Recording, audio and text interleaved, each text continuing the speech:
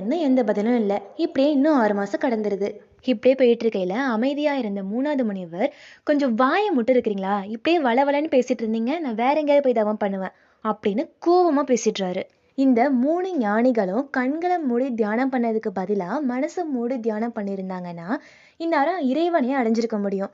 இதுதான் உண்மையான தியானமும் கூட அப்படின்னு சொல்லிட்டு விவேகானந்தர் அந்த சிறுவனோட கேள்விக்கு பதில் சொல்ல ஆரம்பிக்கிறாரு.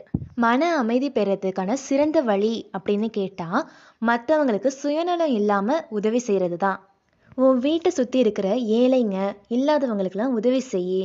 கவனிப்பு இல்லாம இருக்கிற ஏழைங்களை, உடல்ல முடியாதவங்களை ஹாஸ்பிட்டலுக்கு அழைச்சிட்டு போய் உதவி செய்யி. இப்படி மற்றவங்களுக்கு செய்யற சேவையினால தான் மன அமைதி கிடைக்கும், மன சந்தோஷமா இருக்கும். மனசுல திருப்தி இருந்துச்சுன்னா அங்க நிம்மதியும் அமைதியும் இருக்கும். இதை நீ உணர்ந்தாதான் உன்னாட்டி தியானம் செய்ய முடியும். இதை நீ உணராம விட்டீங்கன்னா உன்னாட்டி தியானம் செய்ய முடியாது அப்படின்னு